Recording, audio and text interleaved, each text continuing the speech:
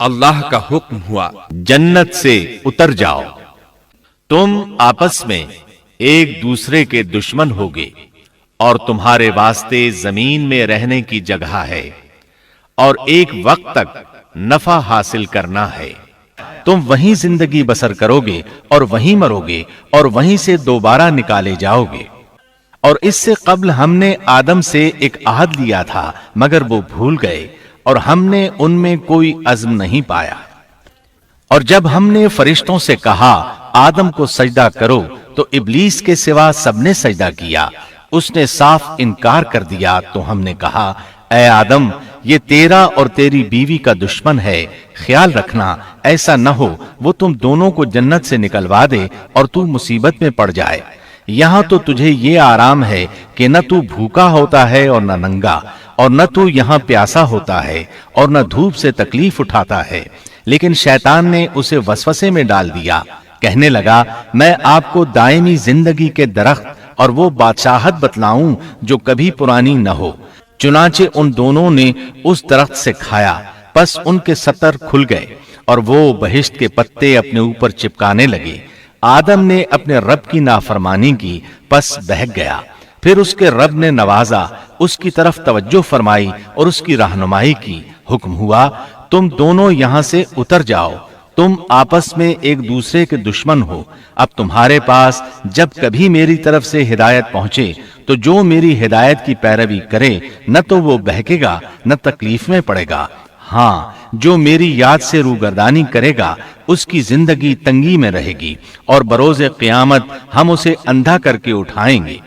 آدم علیہ السلام زمین پر اترے اور اپنے رب سے توبہ کے کلمات سیکھ لیے۔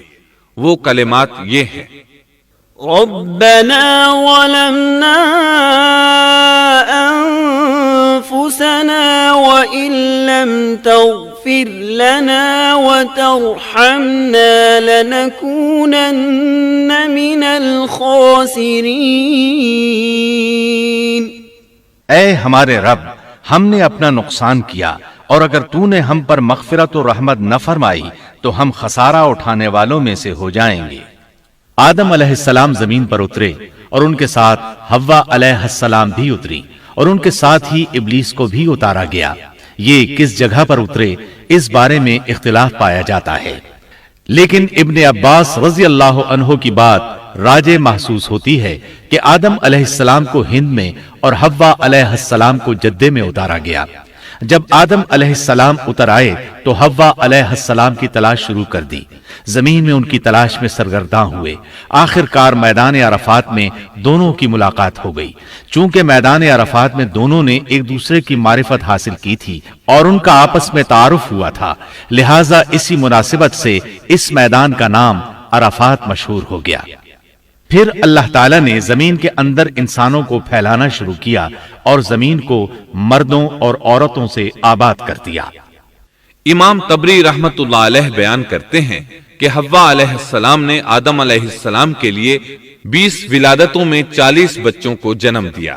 ہر بار 2 بچوں کو جنم دیتی تھی، ایک لڑکا ہوتا ایک لڑکی۔ سب سے پہلا جوڑا قابیل اور اس کی بہن قمیم کا تھا۔ پھر انسانوں کی افزائش شروع ہوئی، آبادی میں اضافہ ہونے لگا۔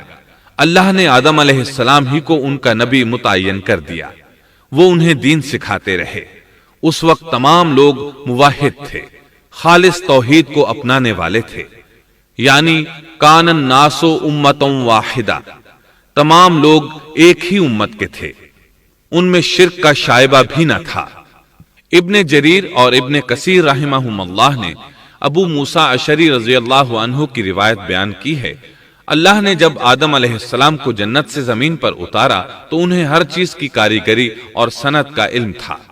جب وہ اترے تو عالم بھی تھے، لباس میں ملبوس بھی تھے، کام کاج کے تمام طریقوں سے باخبر بھی تھے، لوہے، آگ، لکڑی اور کپڑے کے استعمال سے بھی بخوبی واقف تھے۔ ہمارے برعکس وہ ان کاموں کو اپنی ابتدا ہی سے جان چکے تھے، کیونکہ ہم سب لوگوں کا حال یہ ہے کہ جب تک سکھایا نہ جائے ہمیں کچھ نہیں آتا۔ آج کے دور میں بعض افریقی قبائل کے افراد وحشیانہ اور غیر مہذب زندگی گزارتے ہیں۔